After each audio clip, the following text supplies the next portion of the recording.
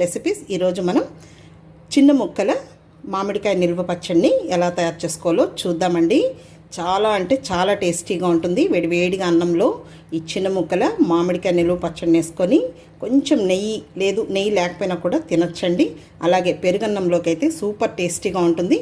దీన్ని 1 ఇయర్ పాటు నిల్వ చేసుకోవచ్చు. మనం ఫ్రిడ్జ్లో పెట్టేసుకొని ఏదైనా ఒక గాజు సీసాలో వేసుకొని, ఇది పుల్ల మామిడికాయతో చేసిన అంటే ఊరగాయ మామిడికాయలతో చేసిన చిన్న ముక్కల నిల్వ పచ్చడి అండి. కాబట్టి 1 ఇయర్ పాటు కూడా మనకు స్టోరేజ్ ఉంటుంది. ఇది ఇక్కడ నేను ఒక పెద్ద మామిడికాయనండి, ఊరగాయ మామిడికాయ అంటారు, మార్కెట్లో అవైలబుల్ ఉంటుంది. దాన్ని నీట్గా వాష్ చేసుకొని ఏమాత్రం తడి లేకుండా ఒక పొడి క్లాత్తో తుడిచేసేసుకొని బాగా ఆరబెట్టేసుకొని చూడండి ఈ సైజులో ముక్కలు కట్ చేసి పెట్టుకోవాలి. ఇప్పుడు నేను ఆల్రెడీ ఈ ముక్కలన్నీ కట్ చేసి పెట్టాను. ఇప్పుడు మనం కొలతలతో ఈ మామిడికాయ ఊరగాయని చేసుకున్నామంటే కరెక్ట్గా వస్తుందండి. వంట రాని వాళ్ళు కూడా ఈజీగా చేసుకోవచ్చు. ఇలా ఒక మిక్సింగ్ బౌల్ తీసుకోవాలి, ఏదైనా ఒక మెజర్మెంట్ తీసుకోవాలి. ముందుగా ఈ మామిడికాయ ముక్కల్ని ఇందులో వేసేసుకొని మనం మెజర్ తీసుకుందాము. చూడండి ఈ విధంగా కొలుచుకోవాలి. ఇప్పుడు ఇందులో వేసేసుకుందాము. నాకు ఈ కప్పుతో 4 కప్పులు వచ్చాయి. ఇప్పుడు ఇవి తీసి పక్కన పెట్టేసుకుందాము. స్టవ్ వెలిగించుకొని ప్యాన్ పెట్టుకొని ఇందులో ముందుగా 1 టీ స్పూన్ మెంతులు వేసుకోవాలి. ఈ మెంతుల్ని మీడియం ఫ్లేమ్లో ఇలా కలుపుకుంటూ దూరగా వేయించుకోవాలి. చూడండి మెంతులు ఈ విధంగా వేగాయి. కొంచెం ముందుగానే తీసేసుకోవాలి, మళ్ళీ ఆ వేడి ఎక్కే లోపల అవి నల్లగా వచ్చేస్తాయి. ఇప్పుడు ఇవి తీసి పక్కన పెట్టేసుకుందాము. అలాగే ఇందులో ఒక 2 టేబుల్ స్పూన్ల ఆవాలు వేసుకొని వీటిని కూడా మీడియం ఫ్లేమ్లో మాడకుండా కలుపుకుంటూ ఫ్రై చేసుకోవాలి.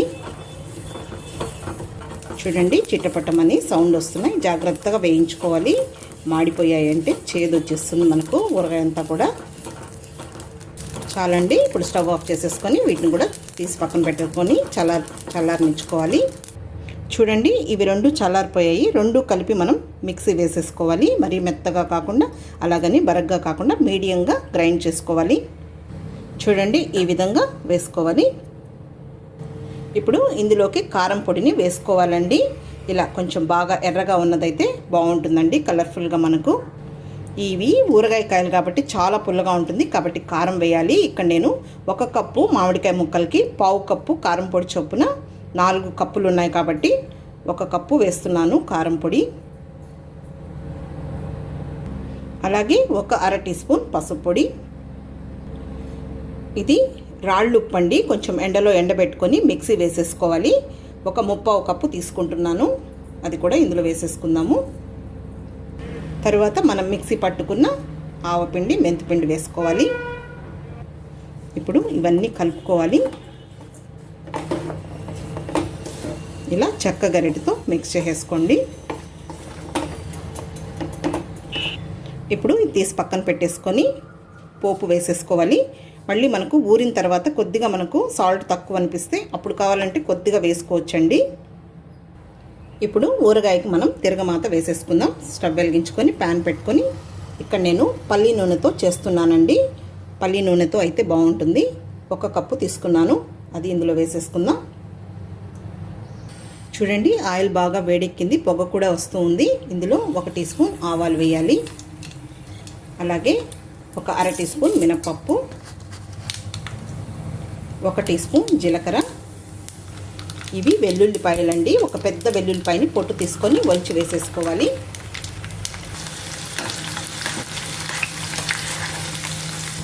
అలాగే 5 ఎండుమిరపకాయలు వేయాలి. వెల్లుల్లిపాయలు మనకు కరెక్ట్గా వేగాలి. మీడియం ఫ్లేమ్లోనే ఫ్రై చేసుకోవాలి. హై ఫ్లేమ్ పెట్టామంటే త్వరగా మాడిపోతాయి. మరి ఆయిల్ ఏమి ఎక్కువ అవసరం లేదండి, 1 కప్పు అయితే సరిపోతుంది. అది ఊరిన తర్వాత మళ్ళీ ఆయిల్ అంతా కూడా పైకి వస్తుంది. చాలుకుంటే సాల్ట్ కానీ కారం కానీ ఆయిల్ కానీ మళ్ళీ మరుసటి రోజు ఊరిన తర్వాత కూడా యాడ్ చేసుకోవచ్చు, నో ప్రాబ్లం అండి. ఇప్పుడు కొద్దిగా కరివేపాకు వేసుకోవాలి. స్టవ్ ఆఫ్ చేసేసుకొని కొద్దిగా ఇంగువ వేసుకోవాలి. 1/4 టీ స్పూన్ ఇంగువ. ఇది చల్లారాలి.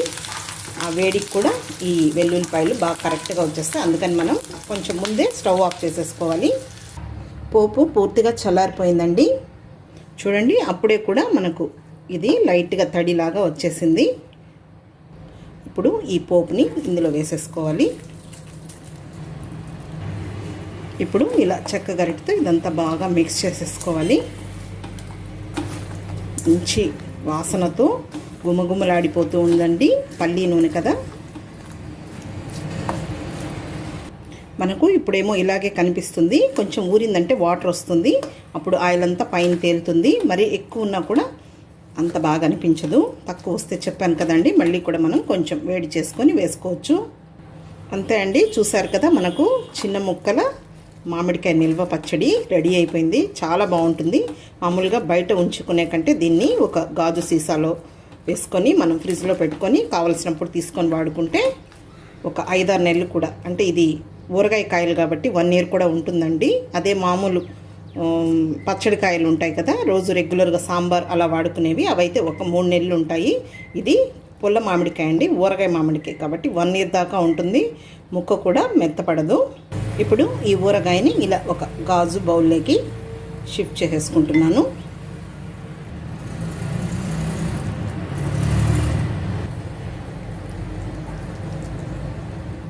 ఓకే అండి, చూసారు కదా ఎంతో కలర్ఫుల్గా ఉంది. చూడండి, అప్పుడే కూడా సైడ్స్లో ఈ విధంగా ఆయిల్ వస్తూ ఉంది. మరుసటి రోజుకి ఈ పైనంతా కూడా ఆయిల్ వచ్చేస్తుంది.